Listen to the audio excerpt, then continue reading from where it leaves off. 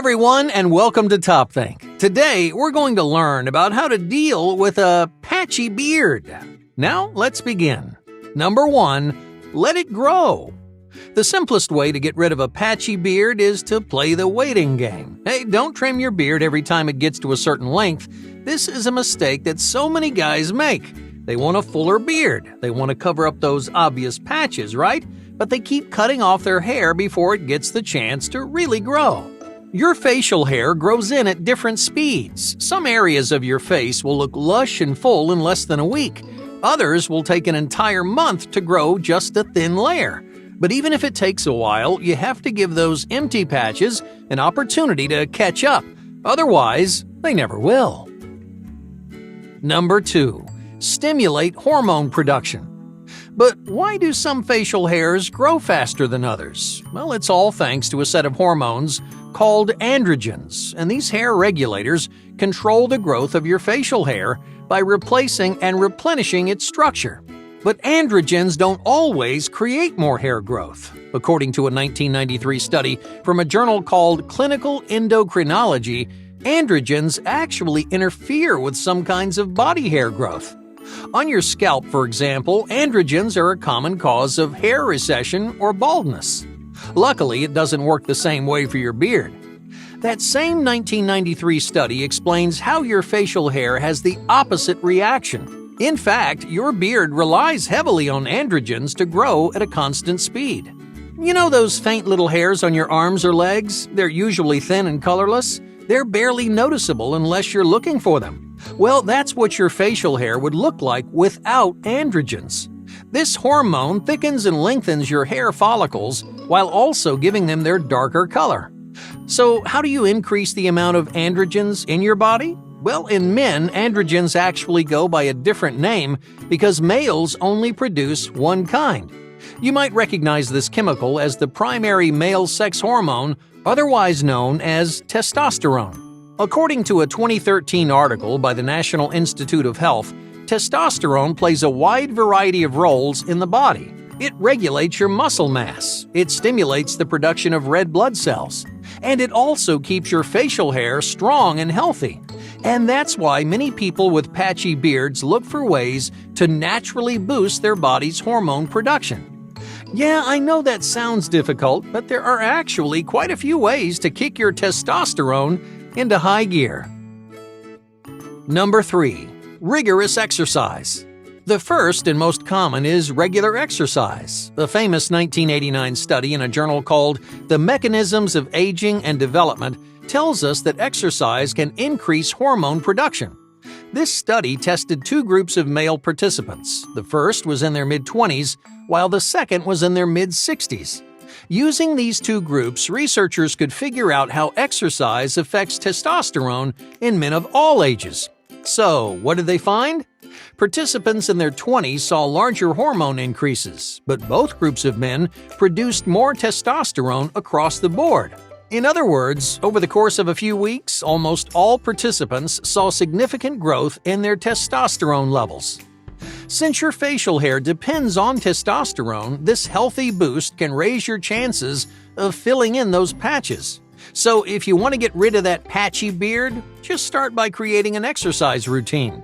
And when you challenge your body on a regular basis, you may notice more hair growth in as little as a few weeks. Number 4, minimize your stress.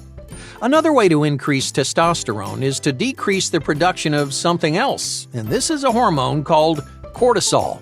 Cortisol actually stops your body from producing testosterone, which also means it slows the growth of your facial hair. So, what is cortisol, and where does it come from? Cortisol serves an important purpose as your body's natural alarm system. So anytime something's going wrong, mentally or physically, your kidneys release a flood of cortisol into your bloodstream. Okay, let's imagine you're camping in the woods when you hear a noise outside your tent. What was that? As soon as you hear that noise, your brain senses danger and you experience stress. So your kidneys alert the rest of your body, activating your fight or flight response and creating the emotion we call fear. But cortisol and testosterone have a weird sort of relationship. When one goes up, the other goes down. This comes from a 1998 study in the Journal of Clinical Endocrinology and Metabolism. People who are frequently experiencing stress and producing lots of cortisol may be lowering their testosterone levels, which can really take its toll on your facial hair. That's why reducing stress is such an effective way to promote hair growth. Healthy habits like meditation and regular exercise can reduce general levels of stress. Even small things like laughter can have a major effect on your body. A 1989 study from the American Journal of Public Health explains how one round of laughter can significantly reduce cortisol production, which opens the door for more testosterone and more hair growth. So even if your beard looks patchy right now, don't stress about it, because that stress is only going to slow your body down. Number 5. Fix your sleep cycle. How can a good night's sleep help you grow a better beard? Yeah, I know it sounds strange, but changing your sleep cycle can work wonders for your facial hair because sleep affects your hormone production, and your hormone production affects your facial hair. This discovery comes from a 2007 study published in the journal Sleep. Researchers wanted to see if sleep quantity changed the amount of testosterone in your body. They hypothesized that better sleep quality means more testosterone. And you know what? They were right. Participants who consistently enjoyed a full sleep cycle had higher levels of testosterone. But it wasn't just the number of hours you sleep. Turns out the quality of your sleep is just as important. The same 2007 study found that sleeping deeper could positively impact your hormone production. So if you want to fill out that patchy beard, it's time to work on your sleep cycle, because longer, deeper cycles release the hormones that you need for stronger hair. Number 6. Find your style.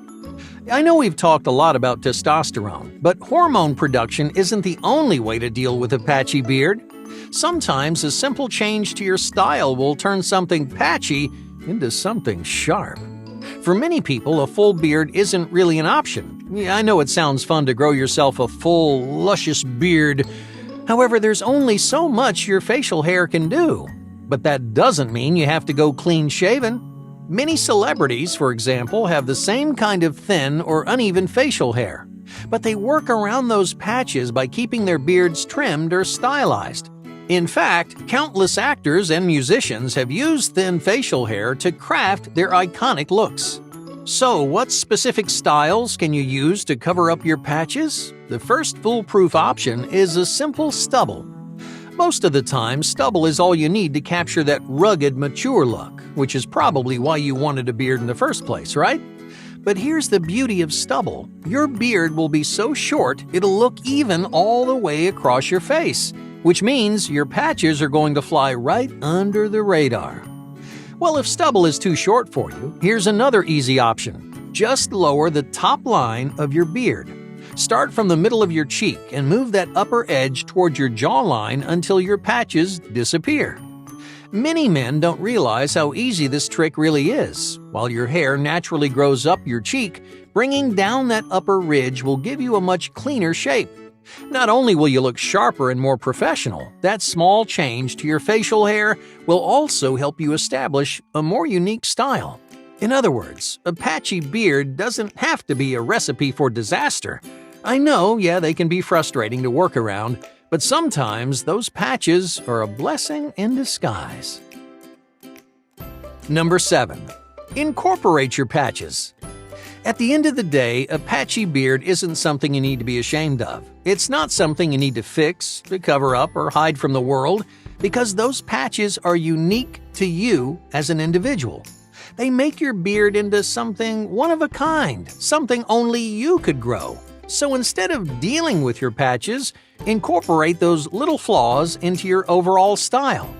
This works best with longer beards because ultimately the styling and grooming of your beard matters a lot more than your patches. Don't believe me? Let's compare two very common types of beard wearers. The first one has some pretty noticeable patches, but they always keep their facial hair clean and well-groomed. They found a style they like and they committed to it.